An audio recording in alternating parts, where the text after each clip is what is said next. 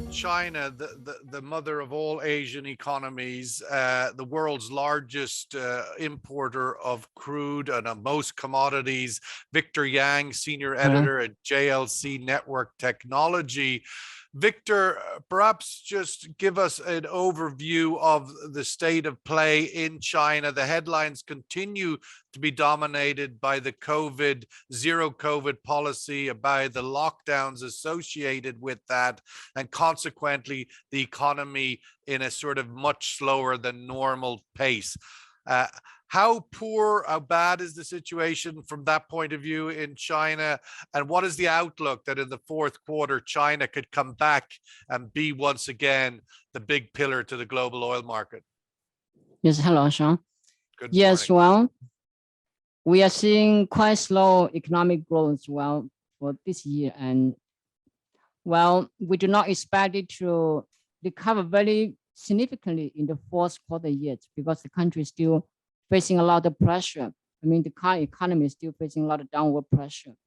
But what China is now doing is trying to stimulate infrastructure construction in the last quarter, say like railway construction. A few, dozens of highways will be, and railway will be under construction in the last quarter, and some other infrastructure construction too. So this is one of the main driver in the last quarter. And as for the policy, the COVID policy, we do not expect it to change yet in the remaining of this year. And people are used to this policy now, say, when they travel, they just need to have the nucleic acid test, say within 48 hours or 72 hours. So they do not worry about this so much now. It's just kind of new normal. Saying we're expecting the 7-day public holiday for the National Day in a few days, in about 10 days. So we still expect a lot of people to travel. And now some consumption, say food, is going up. And the country is now trying to stable food prices already. So we are still expecting some kind of pickup in the last quarter, say, particularly in October.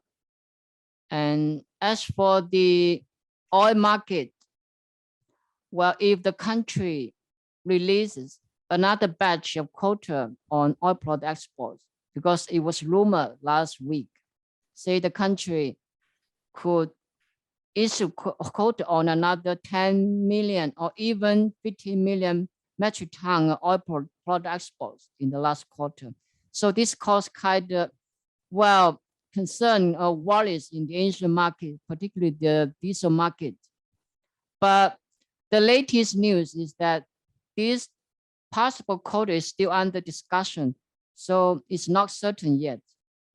And it has been a great concern for the market, particularly the Asian market. Yes. Why would you say concern? What is the concern that if China increases its exports of diesel and middle distillates, why is that a concern to the Asian market? Well, there might be a surge in the supply in Asia, and this might cause prices to plunge. And the price did plunge for 1 or 2 days in Asia. But later when the concerns cooled down, it picked up a little bit again. And some customers were, worried so much that they couldn't, they asked us overnight, say late at night, and about whether it was true, whether China would issue new quotas on exports. So they worry a lot about this. Looking at these developments, the offering of even more discounted Iranian oil on top of discounted Russian oil, it would appear that China could be a winner here, but yet they don't seem to be importing anywhere close to last year's levels, and that was already down on previous years. What is your outlook for China to take advantage of these discounted prices to increase their imports, or are they already doing that? Well, as the August data show, China imported crude from only 20 sources in, well, last month, 20 sources. And Saudi Arabia surpassed Russia again as the top one. And imports from Russia actually dropped. And this is kind of because, well, Chinese refiners and traders are becoming more worried about being sanctioned by the United States because, well, the relationship between China and the United States has been kind of deteriorating. And more companies, well, either American companies or Chinese companies have been sanctioned by each other.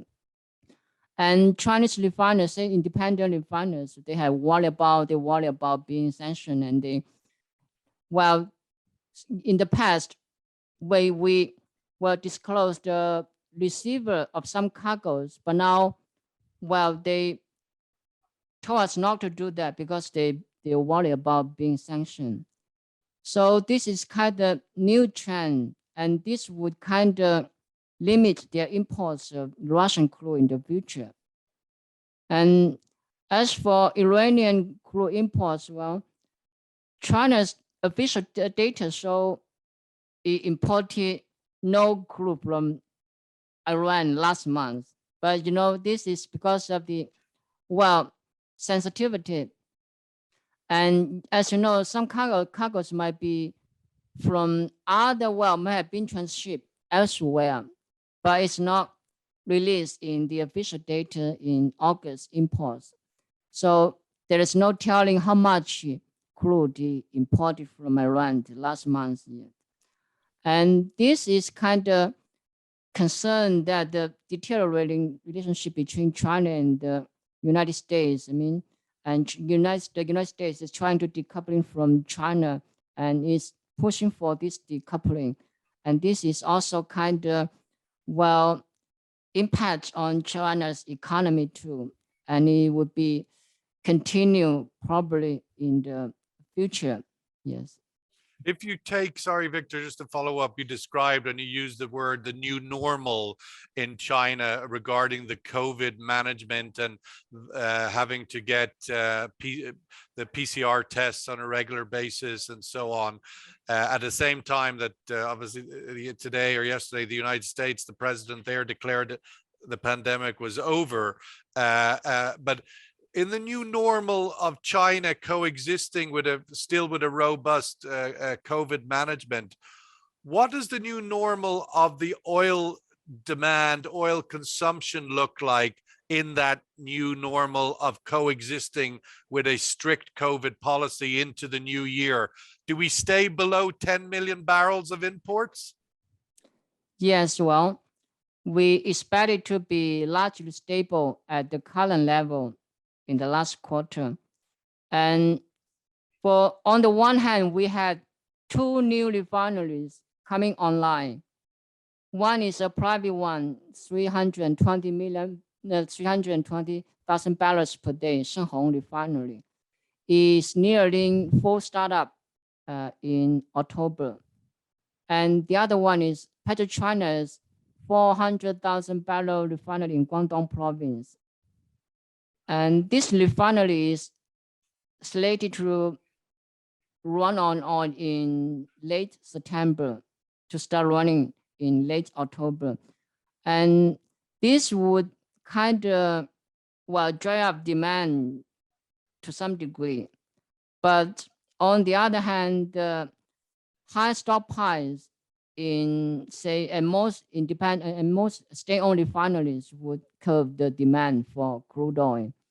And so that's why China is now talking about larger exports in the last quarter, is because a lot of state-owned refineries have high stockpiles. Yes. And so when you say that number, we're talking for the fourth quarter imports of under 10 million barrels a day. Is about this level, about this level. Victor, just to speak to that, we do have the Chinese government has announced plans for, stimulus and investment and get back to the sort of accelerate projects. Your thoughts on where China can go in the coming months, obviously the last quarter into the first quarter of next year, in that old sort of way of getting projects going again, spending money? Will that be stimulus on a scale that energy markets would pay attention?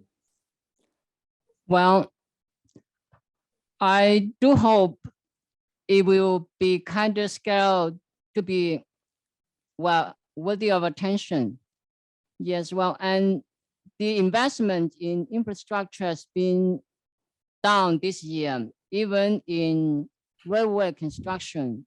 So the government saying before 2020, the investment in railway was over 800 billion yuan per year, but since 2020, it dropped to say below this level, and even further in 2021.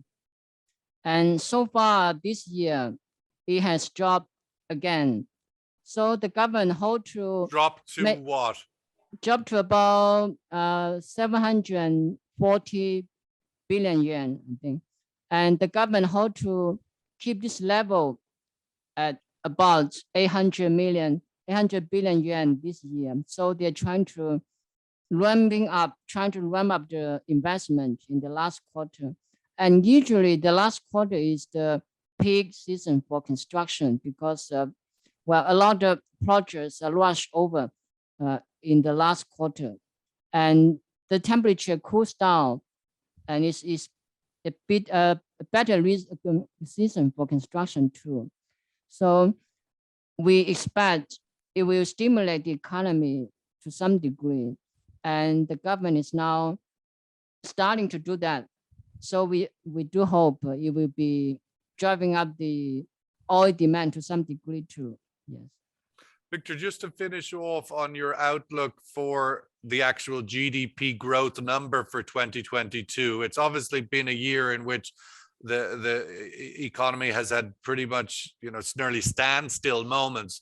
But what do you think the average ends up being? We started out the year with a target of 5%.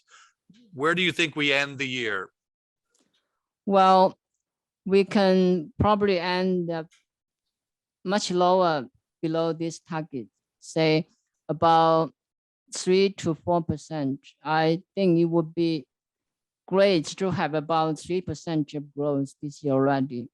As you know, it's not just because of the COVID, it's also because of other geopolitical tensions, including, well, the decoupling of the United States from China and other parts of the world, say some European countries, and the push for industry upgrade.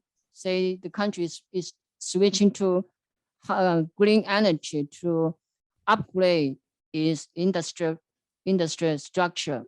So this is also leading to slower growth. And as it faces too much pressure, it's now kind of slowing down the upgrade. So this might help to drive up the economy to some degree too in the last quarter. And say by allowing more exports, including the exports of oil products, and it can help to stimulate consumption to some degree. Yes. Victor, just to finish on the meeting last week in Uzbekistan, how was that reported in China? The comments by the acknowledgement that China was apparently saying to the Russians that we're not very happy with how things are unfolding. Was that this message reported in China, or was it reported at all? Well, yes, he reported that there was some regrets about this meeting.